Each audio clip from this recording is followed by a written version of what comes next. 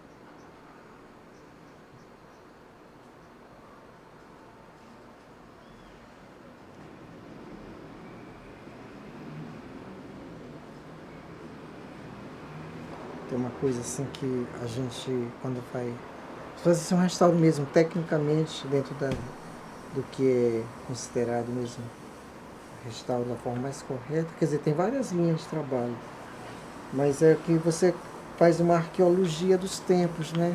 Mesmo que seja algo da sua época, né? Você faz uma inventariação daquela obra, das circunstâncias que ela foi feita, e até chegar na parte técnica da própria constituição, né, do material, e aí fazer a opção por um caminho, né, de restauro.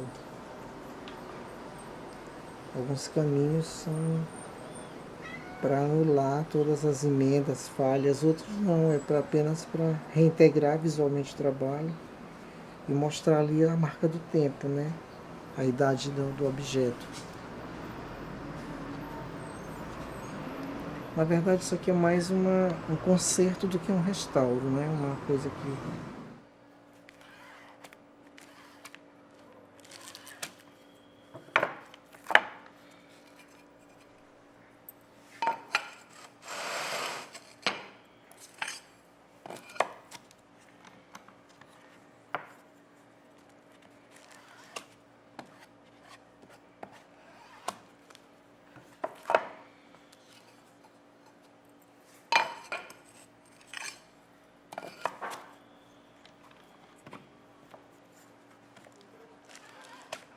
algum tempo atrás, eu acho assim que eu colocaria a arte assim como uma coisa muito imantada, muito sagrada, né? Eu já não... Ela é importante, ela tem sua sagração, lógico, mas eu vejo a arte como um instrumento muito de comunicação. Ela não é própria, não é exclusiva dos seres divinos, maravilhosos, artistas, não sei o que, sabe? Ela é uma ferramenta, ela é um código, é um alfabeto, né? E que as pessoas, tendo acesso a essas ferramentas, né, elas vão construir um caminho de se comunicar.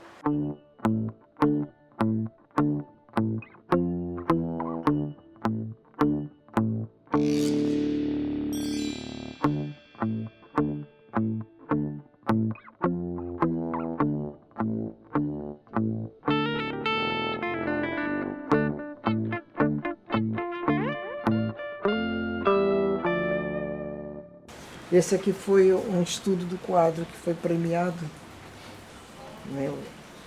Eu passava tempo sem pintar, quando eu voltava para a pintura, parece que eu estava enferrujado. Aí eu tava uma tela branca e eu não conseguia fazer nada, e o salão era profissional, era o que eu queria. Aí um dia tá um sobrinho meu lá em casa, Aí saí, ele ficou lá com a mãe dele, quando eu cheguei tinha um carro desenhado, ele riscou e ela com vergonha de me dizer que ele tinha esculhambado a minha tela. Aí quando eu olhei, pô, que legal, que lindo, não sei o quê. Eu disse, Amadeus, vamos pintar, vamos, o tio vai pintar contigo. Aí começou a mexer, aí que veio o carro da Frota é Belo, né? Foi assim que nasceu. Então assim, o inusitado, né, no processo de criação, aproveitar o que os outros, as sobras, é muito interessante, né? Porque assim, se a arte te dá a possibilidade de interagir com a plateia, com o público, porque o público não te dá o gancho para te interagir com ele, né? Fazer um caminho contrário.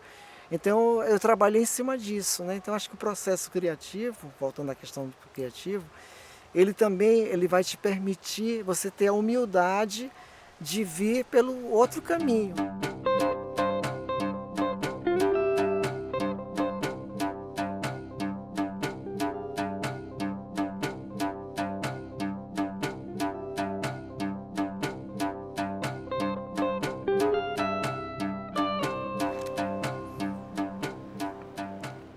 Esse aqui é o óleo de copaíba.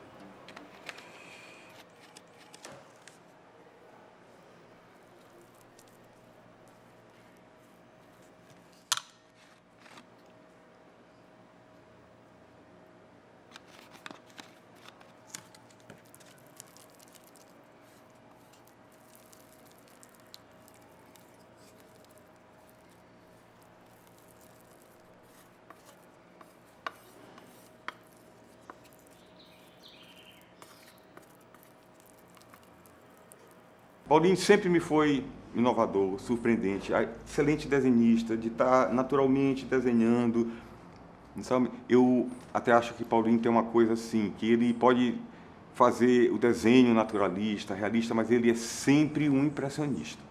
O desenho de Paulinho sempre vai falar muito dele, da história dele. Ele está reproduzindo até uma imagem religiosa, num azulejo, mas ele faz do jeito que se diz. Esse aqui foi Paulinho que fez, porque tem, os anjinhos são de Paulinho, a leitura é de Paulinho, então tem sempre essa, talvez, inquietação transmitida através do desenho dele, né?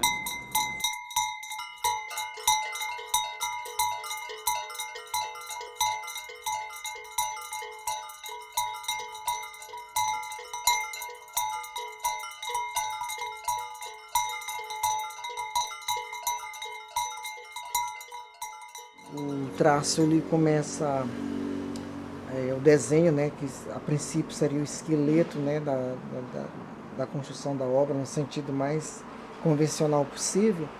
Esse desenho que nortearia a pintura e nortearia a questão da perspectiva, profundidade, esses pontos de fuga, e depois assim a própria cor, né, a utilização da cor com o esquema do desenho, né. Então, essas coisas assim foram caindo, né, de uma forma geral. E para mim, quando esse processo chega, ele é muito espontâneo, né, porque eu passei muito tempo sem produzir, como tenho passado muito tempo sem produzir, que é aquela questão do embate do professor e do artista, né? E aí, com a forma, quando ela vem, quando essas imagens elas vão se corporificando, então eu vi que mesmo num processo de silêncio enorme dentro de mim, muita coisa tinha mudado.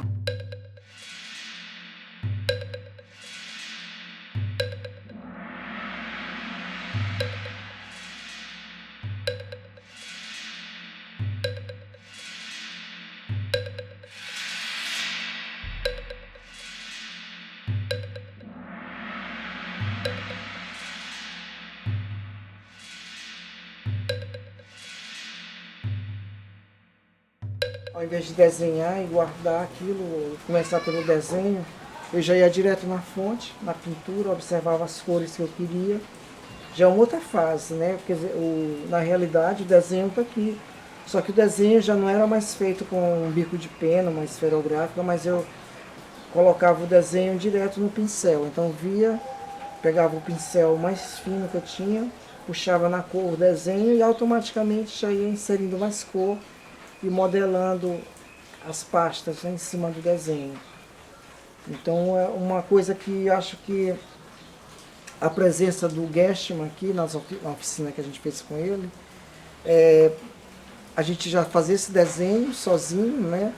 Mas o desenho pintado, como ele chamava, né? Ele ajudou muito a gente a usar o próprio pincel como lápis, né? A gente não ia mais aquele método mais antigo, mas a gente usa o pincel, era o lápis, e ao mesmo tempo era o bastão de cor.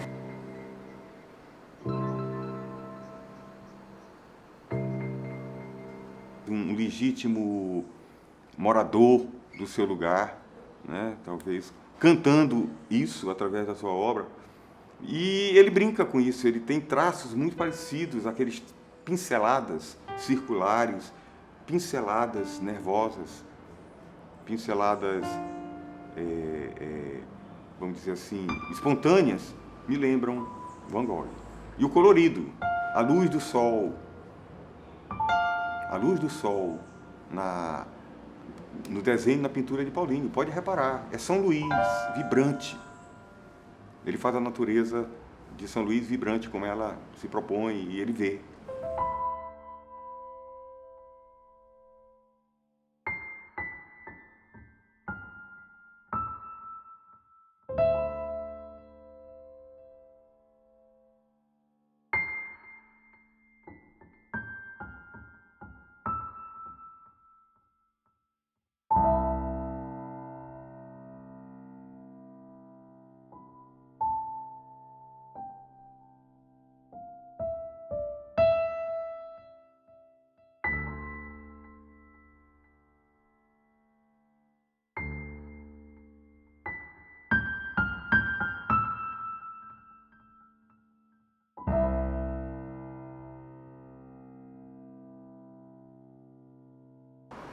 A simplificação, ela se dá, eu acho que porque você amadureceu, né? Você está mais maduro e você pode compreender que essas representações da cor com os planos dessas áreas grandes ou menores dialogando, elas podem representar sim essa profundidade de campo, até porque minha arte ela é instrumentada muito em cima da representação das coisas que você vê, né?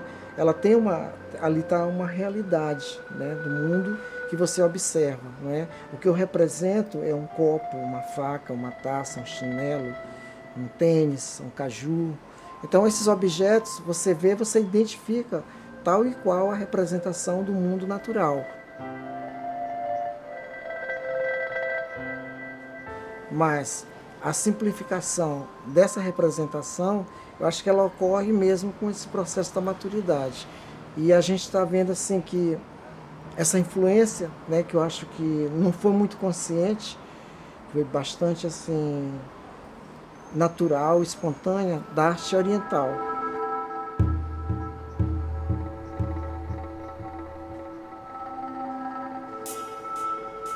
Essa semana eu estava um dia de chuva e parou, aí um dia que cai assim, tipo hoje, acho que vai acontecer, você perde a noção da linha da água e da linha do horizonte, né? E a ponte, eu vindo ali da bandeira Tribuse, a ponte é que fazia essa suficiência entre a água e estava tão bonita, comecei a acender aquelas luzinhas azuis que tem, né? Aí, poxa, tava assim demais, tranquilidade, um silêncio, um dia assim de agitação, porque todo mundo acaba parando mais cedo, né, quando chove. Eu disse, pronto, tá perfeito.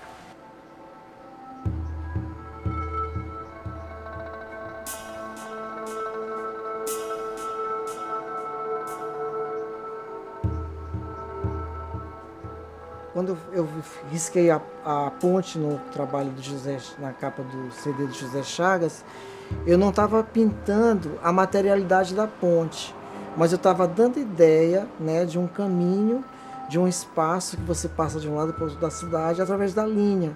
E a linha, na verdade, é um elemento muito frágil, mas é o primeiro elemento simbólico que vai constituir um alfabeto, né? Que é aquela história que a gente está falando de ideograma e tal.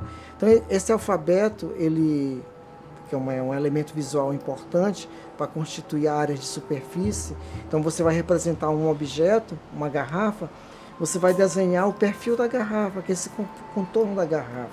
Você vai desenhar um violão, você vai representar essas duas bolas que tem no violão, uma superior, uma inferior, e ali vai ter uma cintura entre esses dois círculos.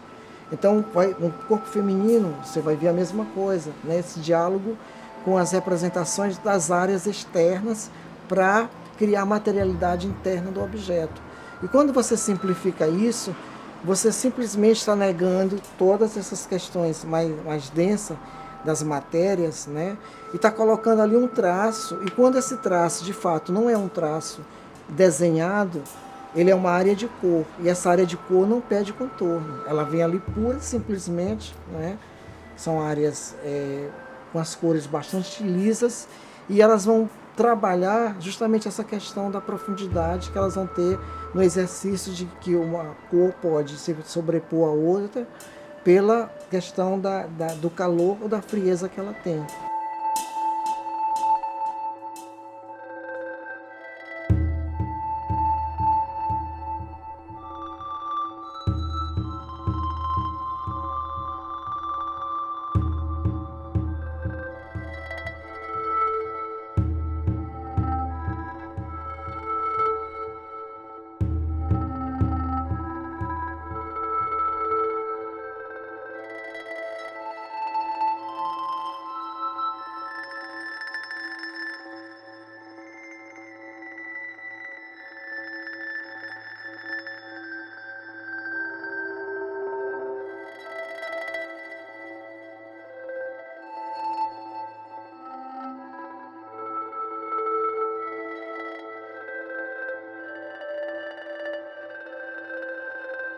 Meu processo, ele começou de uma forma mais comercial do que artística, não é? Eu fui perceber o artístico tempo depois, porque comecei a ver aparecer Fernando Mendonça, Marçal Ataíde, e eles viam em mim uma promessa também, mas só que eu não estava ainda, talvez, com um trabalho maduro como artista plástico, estava mais como artesão do que como artista, não é? Então eles me chamavam para participar do grupo de estudo deles, de desenho, de ir para a rua, pegar os traços, né, fazer aquele desenho em velocidade e experimentar cores e tal. Aí tinha Ana Borges, Ana Jacira na época, Iguaracira, Sampaio, o Cosme Júnior, Marina Pierce. Alguns desapareceram, né, outros ficaram, mas foram embora. Então esse lugar se chamava Mirarte, ali no Beco da Pacotilha, naquele mirante. E foi um exercício bom porque eu comecei a perceber a vanguarda, o interesse urbano, né, na produção do Marçal, principalmente Marçal Ataíde e Fernando Mendonça. Então isso também me deu um apoio.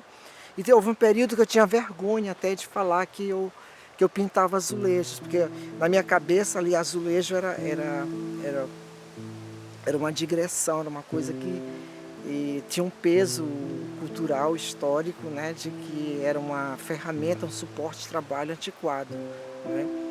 Foi preciso amadurecer isso para ter uma outra compreensão disso, né?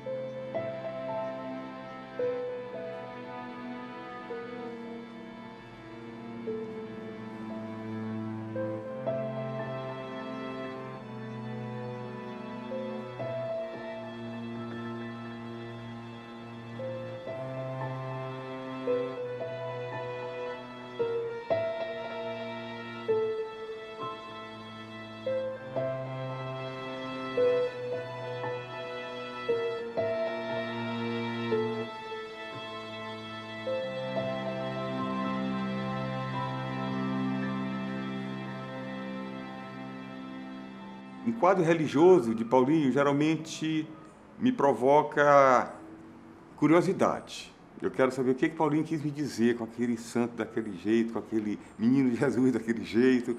Sempre tem uma historinha particular.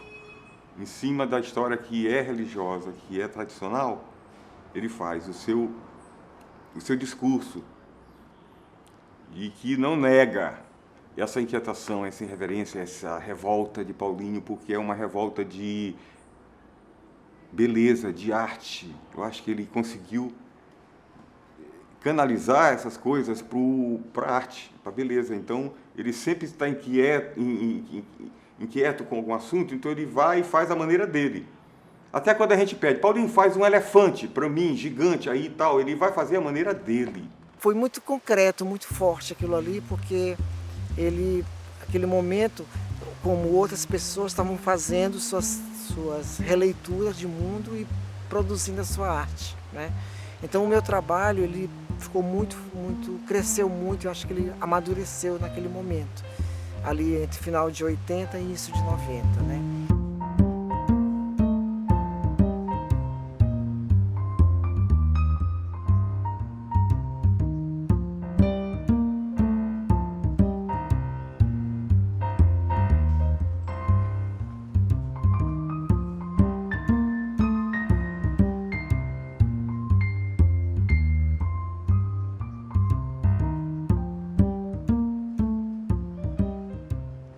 Ele sempre está fazendo uma coisa com muita intensidade. Ele mergulha, né? Se é professor, se é instrutor de estilogravura, se é uma pessoa que está colaborando em algum projeto de cultural, ele sempre vai fundo. E tem essa coisa, essa marca de irreverência, que ele sempre quer balançar com novas ideias, para tirar o limbo das coisas. Então, eu acho que tem que se ver esse lado dele também, no trabalho dele, na arte, na maneira de ser dele também.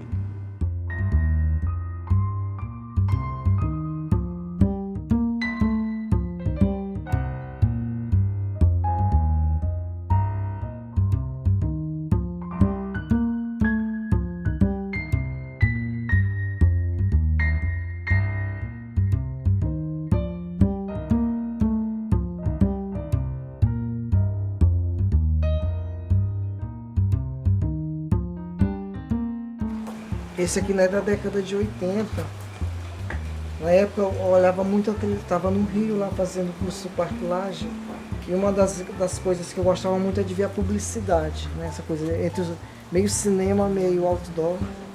E eu comecei a tentar, né, com crayon, achar assim, um traço, né? Tentar esse percurso da pintura que não era mais com pincel, mas com bastão, né? E simplificando as áreas, que é exatamente como está na arte pop. A gente tinha uma coisa de brincar, sabe, maravilhosa, e que unia a arte, unia amizade, festa, carnaval, brincadeira e trabalho.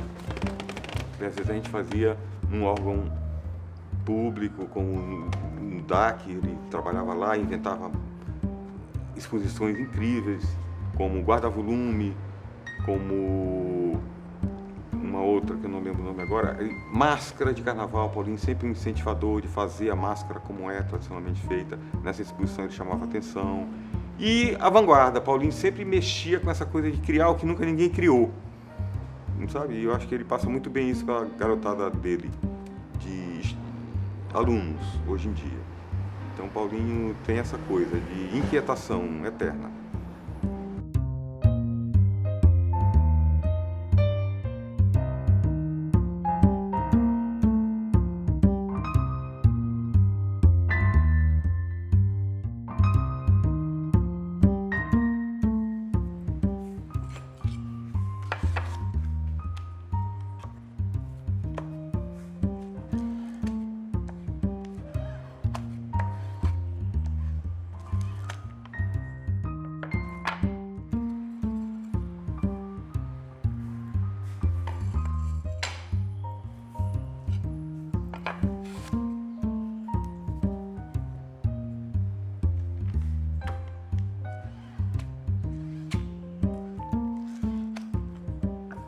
A arte, para mim, nesse sentido, ela é um sacerdócio, né? Ela é um altar, eu vou lá, me curvo, me ajoelho, rezo, entendeu? Agradeço, devolvo. E essa é a minha forma de conceber, acreditar e compartilhar a minha arte.